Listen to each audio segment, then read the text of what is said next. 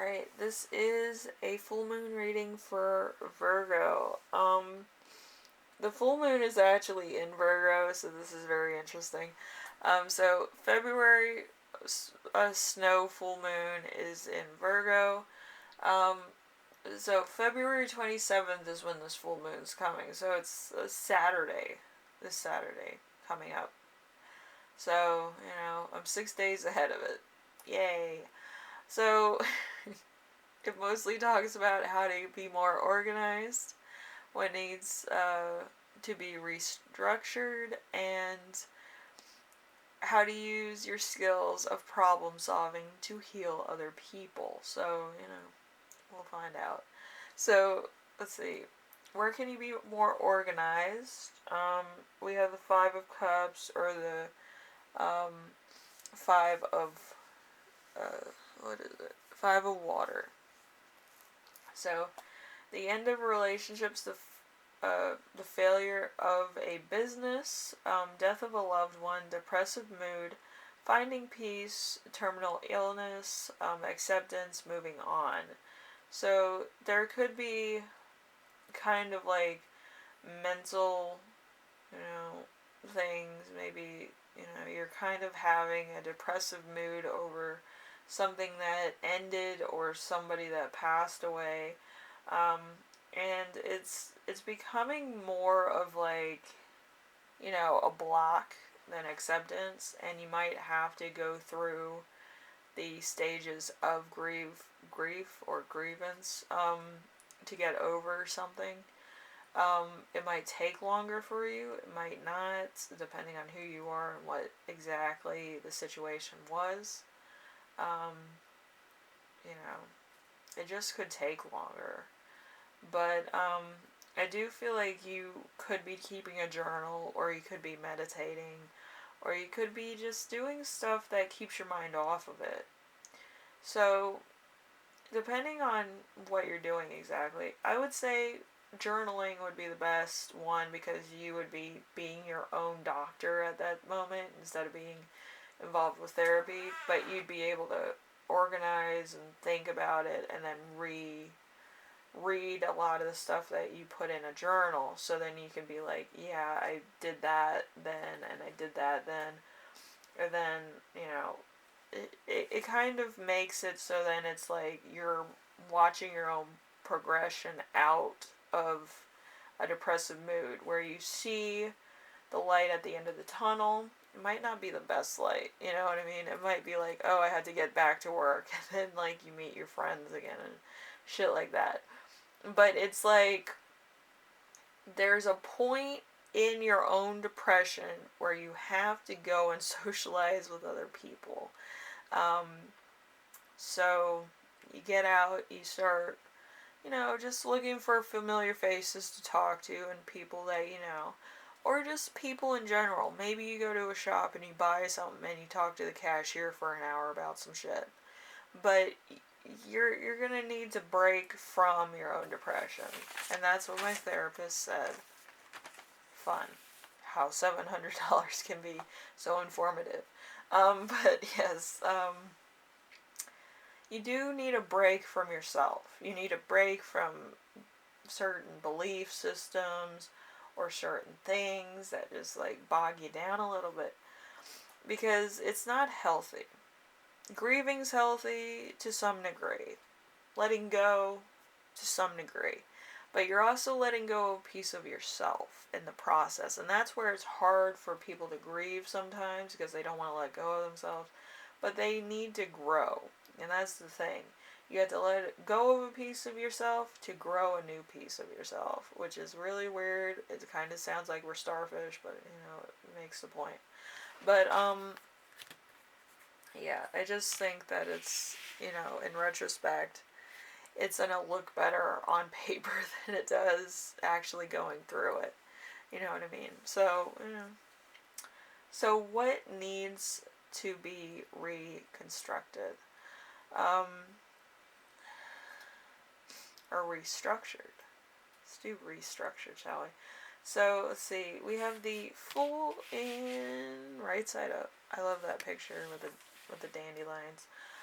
So The Fool is new beginnings for the better, a thirst for life, taking a leap, enthusiasm, free spirit, fun, innocence. So you could be going into that realm of maybe you're looking forward to a project, maybe you're looking forward to personal achievement, maybe you're looking forward to a different thing coming into your life. Whatever it could possibly be, you're making this decision yourself. A lot of decisions, you may not believe this, but you make yourself. Some things that are more um, life bound or, result in somebody else. That's their problem. That's their thing. That's their GIF. They make that resolution on their own. If they want to do something, you can't really stop them because it's their decision. But as far as your decision goes, you can choose to be happy. That's a choice.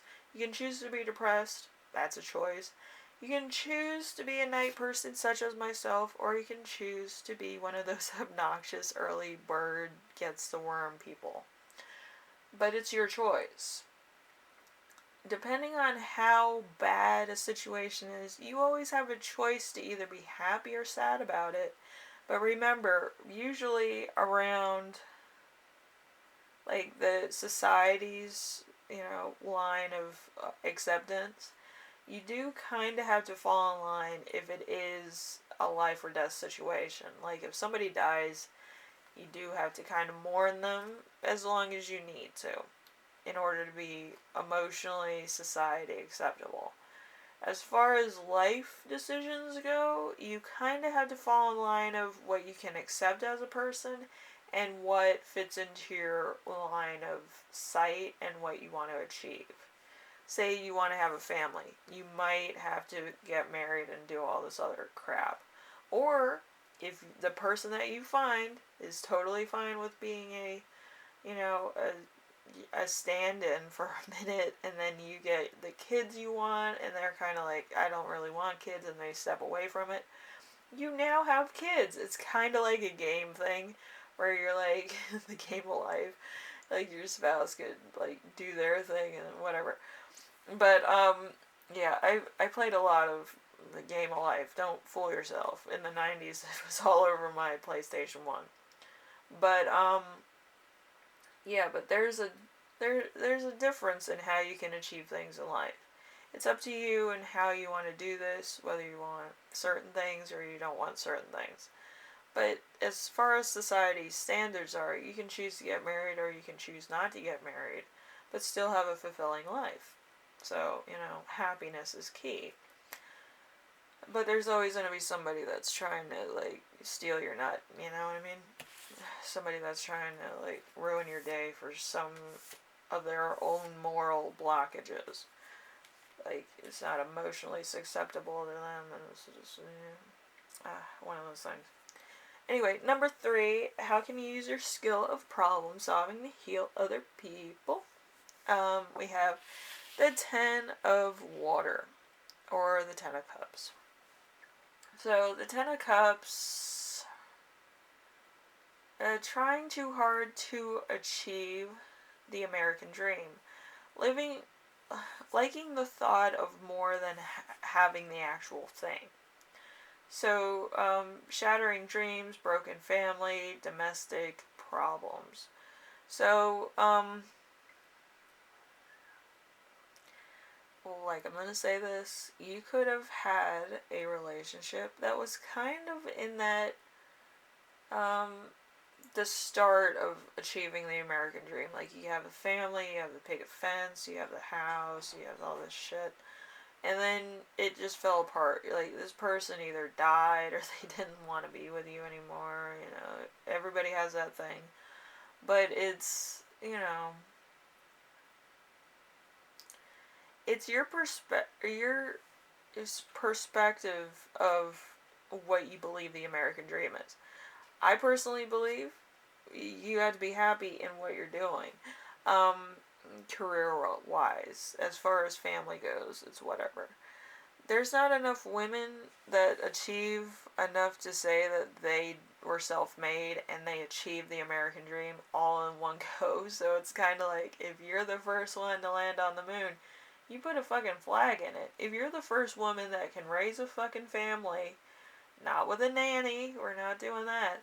If you can raise a family, you can time it right to pick up your kids from school, to take them to the house, and have like your spouse, look after them for a while while they're, coming home from work or something. And just fucking time it where it like works out. Then you've achieved something. You've achieved a job, you've achieved motherhood, fatherhood, and raising kids. But doing it on different schedules, I think it would work out.